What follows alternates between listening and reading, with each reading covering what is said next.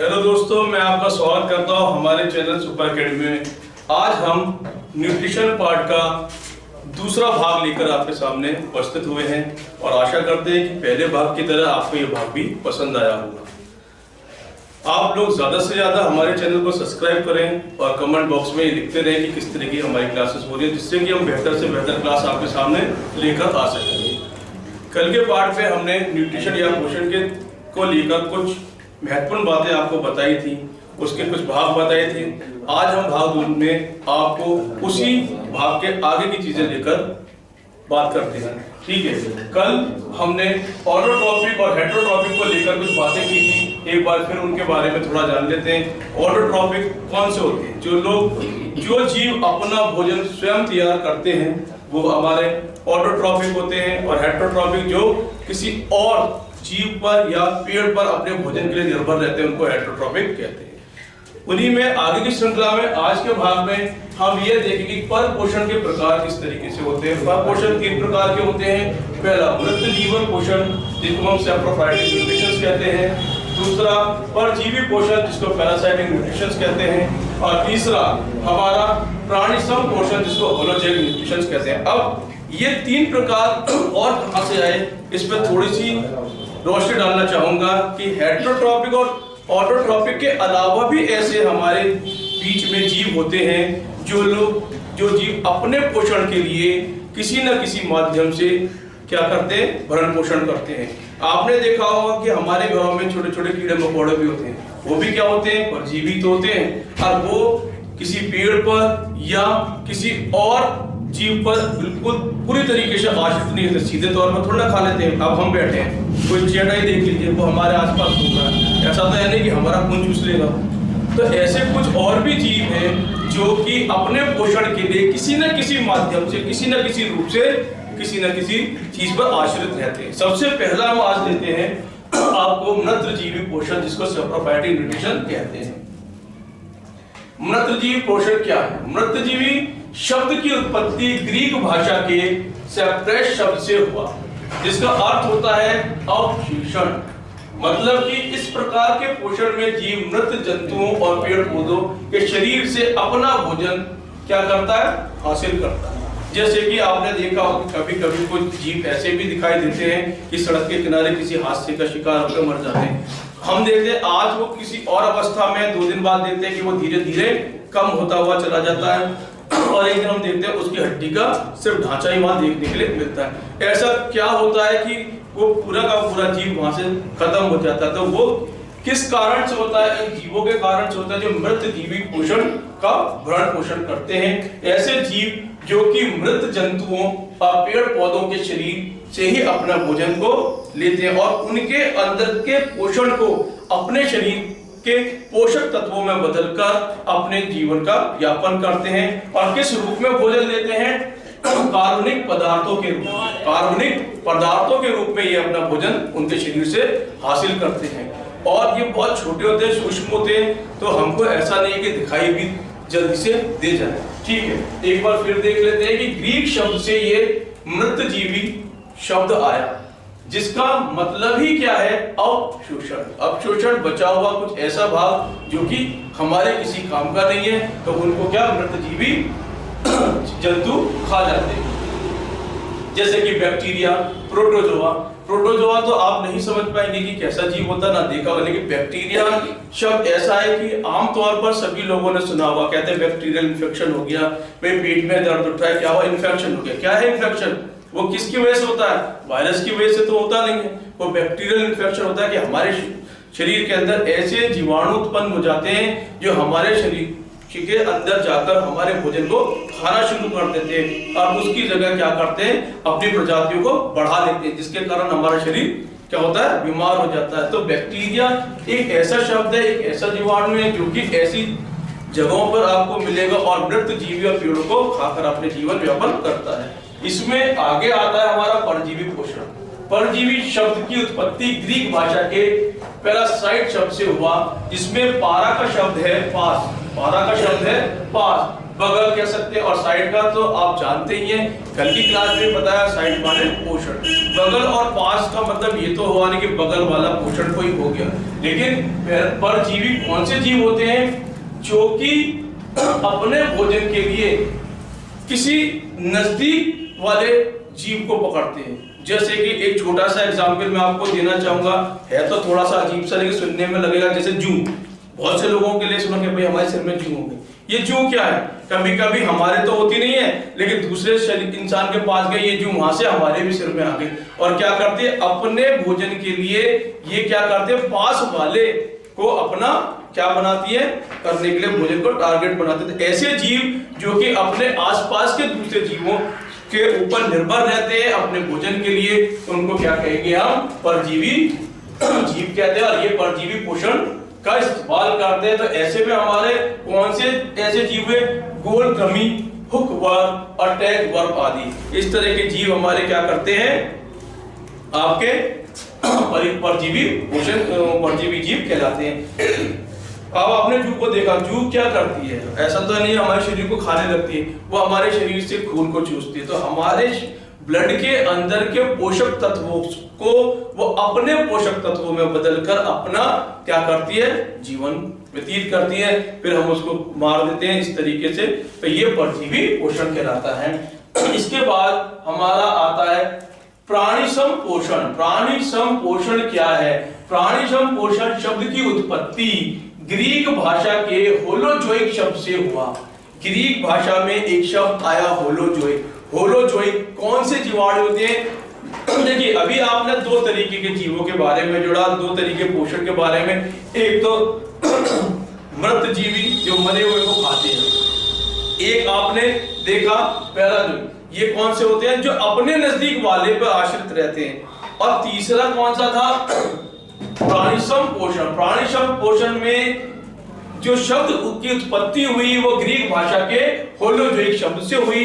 Holozoic का मतलब ऐसे जीव जो शरीर के अंदर रहकर अपने पोषक तत्वों का भरण पोषण करते हैं। अभी मैंने आपको बताया भी था कि पेट में अचानक दर्द उठ जाना, डॉक्टर के पास जाना, वो कहता है कि आपको एब्डोमिनल इन्फेक्शन हो चुका है। एब्डोमिनल इन्फेक्शन का मतलब ही क्या है? कि आपके पेट के अंदर अतिरिक्त बैक्टीरिया उत्पन्न हो गए किसी न किसी माध्यम से। आपने कुछ ऐसा भोजन खाया जिसकी वजह से आपको क्या हो गया? पेट में दर्द। और एक और मैं आपको एग्जांपल दे सकता हूं इसका कि लूज मोशन एक बीमारी हो जाती है। लूज मोशन में हम क्या करते हैं कि हमको उल्टी दस्त हो जाते हैं, तो हम उसको क्या कहते हैं कि ये बैक्टीरियल इन्फेक्शन हो चुका है। उसकी वजह से क्या होता है कि हमारे शरीर के अंदर पानी की कमी होने लगती है और हमारा जो भी भोजन है वो हमारे शरीर में रुकता नहीं है। वो भी क्या? एक बैक्टीरियल इन्फेक्शन है जो हमारे पेट में होता है और हमारे पेट में जरूरत से ज्यादा क्या हो जाते हैं? प्राणिसम उत्पन्न हो जाते हैं। तो ये शब्द का जो उत्पत्ति हुई वो होलोजोइक शब्द से हुई, जिसमें होलो का अर्थ होता है पूर्ण रूप से। पूर्ण रूप से मतलब कि आपके पेट किसी न किसी शरीर के अंदर पूर्ण रूप से वो अपना भरण पोषण करते हैं और पोषण तत्व को लेते हैं। ऐसे जीव बहुत तेजी से बढ़ते हैं। तो आपने देखा होगा इन्फेक्शन भी बहुत तेजी से बढ़ता है। तो अभी हमने 3 तरह के जीव और बताए। कल हमने ऑटोट्रॉपिक, हेटेरोट्रॉपिक भी बताए और आज हमने सेप्रोफाइटिक, पैरासाइटिक भी बताए। ठीक है, तो ऐसे में हमारे इस तरीके से ये जीव अपना पोषण करते हैं। आज हम एक और टॉपिक आपको जरूर बताएंगे जिसका नाम है प्रकाश संश्लेषण, जिसे फोटोसिंथेसिस हम लोग कहते हैं। फोटोसिंथेसिस प्रोसेस है क्या? सबसे पहली बात कि पेड़ किस तरीके से अपना पोषण ग्रहण करते हैं, अपना भोजन बनाते हैं। इनको ही हम ऑटोट्रॉपिक भी कहते हैं, ऑटोट्रॉप भी बोलते हैं। ये किस तरीके से भोजन बनाते हैं? तो हमारी क्लासेस में हमको बताया भी गया है कि पेड़ का भोजन बनने के लिए 3 कारक बहुत इंपॉर्टेंट है। पहला कि उसका हरा होना, दूसरा सूर्य की रोशनी और तीसरा कार्बन डाइऑक्साइड का ग्रहण करना। ये तीनों बातें से ही हमारा क्या होता है कि पेड़ अपना पोषण पूरी तरीके से ले लेता है। अब हरा होना, हरा होने के लिए कारण क्या है? क्लोरोफिल। क्लोरोफिल जो होता है पेड़ के अंदर, उसी की वजह से पेड़ पूरी तरीके से हरा भरा रहता है। ठीक है, तो फोटोसिंथेसिस प्रोसेस किस तरीके से होता है? दिन में ही पेड़ अपना पोषण तत्व आसानी से या अपना भोजन बना सकता है और पूरी तरीके से इस प्रक्रिया को कर सकता है। तो देखते हैं क्या है प्रकाश संश्लेषण। वह क्रिया जिसमें पौधों का हरा भाग सूर्य के प्रकाश की उपस्थिति में जल एवं कार्बन डाइऑक्साइड का उपयोग करके कार्बोहाइड्रेट का निर्माण करता है। इस प्रक्रिया में ऑक्सीजन स्वतंत्र होती है। क्या बताया कि ये वह क्रिया जिसमें कि आपके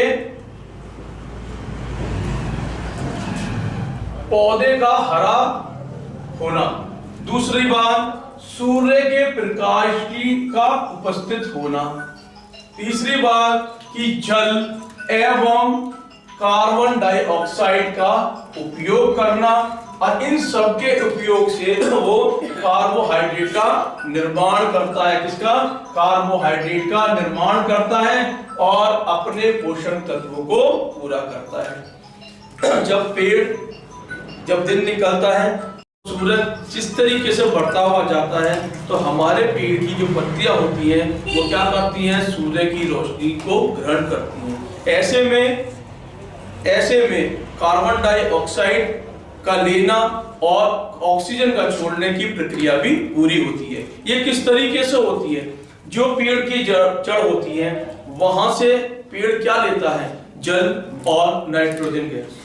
जल के अंदर मौजूद ऑक्सीजन जो जड़ों की सहायता से पूरे तने में फैलती है और पत्तियों तक जाती है, और हमारे बाहरी वातावरण में कार्बन डाइऑक्साइड का मौजूद होना क्या काम करता है कि जब पत्तियों के अंदर मौजूद स्टोमेटा खुलता है, तो अंदर की ऑक्सीजन बाहर निकल जाती है और बाहर से कार्बन डाइऑक्साइड अंदर आ जाती है।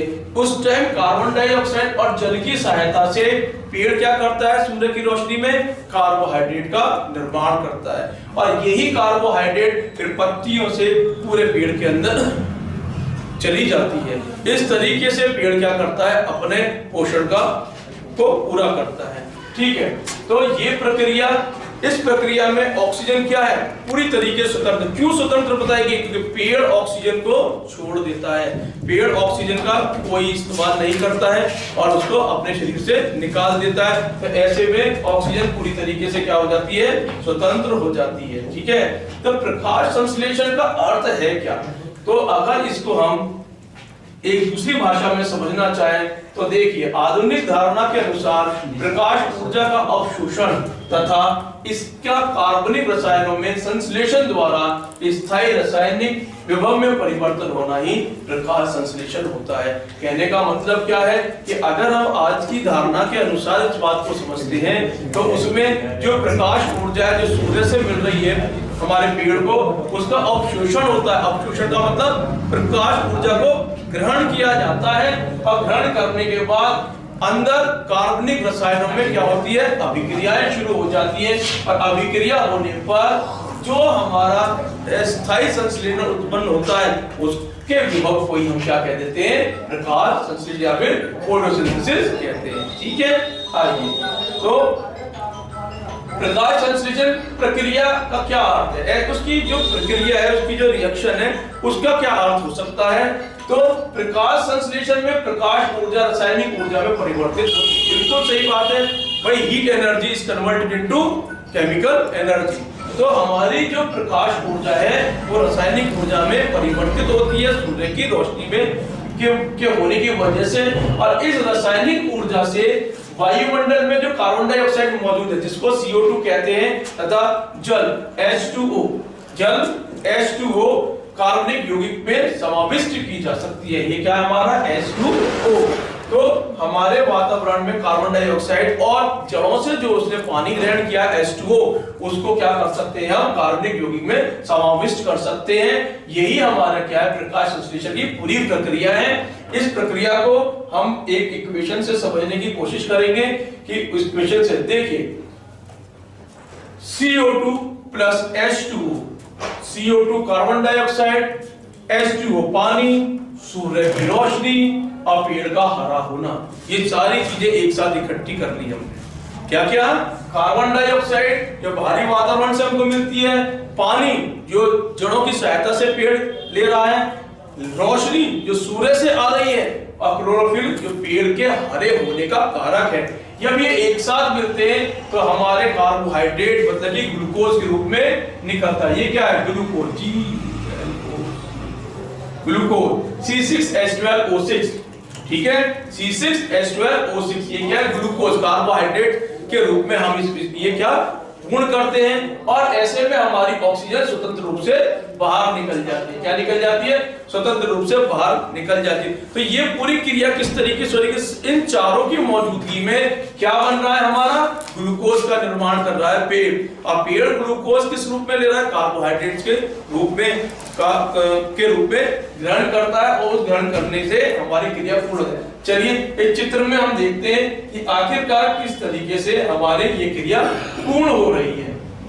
तो आप ये देखिए कि ये पेड़ है, इस पेड़ की जड़ों में यहाँ पर मिनरल्स दिखाए हुए हैं, खनिज पदार्थ जिनको हम कहते हैं खनिज पदार्थ, मिनरल्स हैं। यहाँ से क्या लेगा? पानी,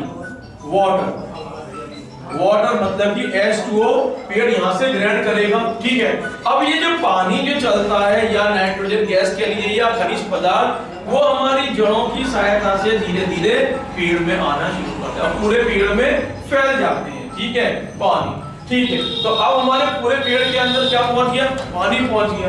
अब सूर्य की रोशनी इस पेड़ पर पड़ रही है, सूर्य की रोशनी इस पेड़ पर पड़ रही है। सूर्य की रोशनी मौजूद होने से लाइट एनर्जी जब हमारे इसमें पड़ते तो पत्तियों में स्टोमेटा होता है, छोटे छोटे पोर्स होते हैं जिसे हम कहते हैं छिद्र। तो ये क्या होता है? स्टोमेटा मौजूद होता है। ये स्टोमेटा का काम क्या है कि ये बार बार खुलता और बंद होता है। जब ये खुलता है तो बाहर से जो कार्बन डाइऑक्साइड है, वो ये क्या करता है? ग्रहण कर लेता है, सूर्य की रोशनी को एब्जॉर्ब कर लेता है। और ऐसे में स्टोमेटा उसी वक्त क्या करता है? O2 को भी रिलीज करता है। किसको? O2 को भी रिलीज करता है, ऑक्सीजन को भी रिलीज करता है। और ऐसे में इस सब प्रक्रिया में शुगर यहाँ पर दिखाया हुआ है, शुगर क्या है? C6H12O6 शुगर, जिसको ग्लूकोज के रूप में हम जानते हैं, ग्लूकोज का निर्माण करता है और इस पूरी प्रक्रिया को पूरा करता है और हमारे पोषण तत्व को ग्रहण करता है। तो ये पूरा जो प्रोसेस है ये फोटोसिंथेसिस या प्रकाश संश्लेषण कहलाता है, ठीक है। तो प्रकाश संश्लेषण के मुख्य क्या 3 भाग हैं। पहला सूर्य की रोशनी, दूसरा पानी, तीसरा क्या? हमारे कार्बन डाइऑक्साइड, और चौथा इसका हरा होना।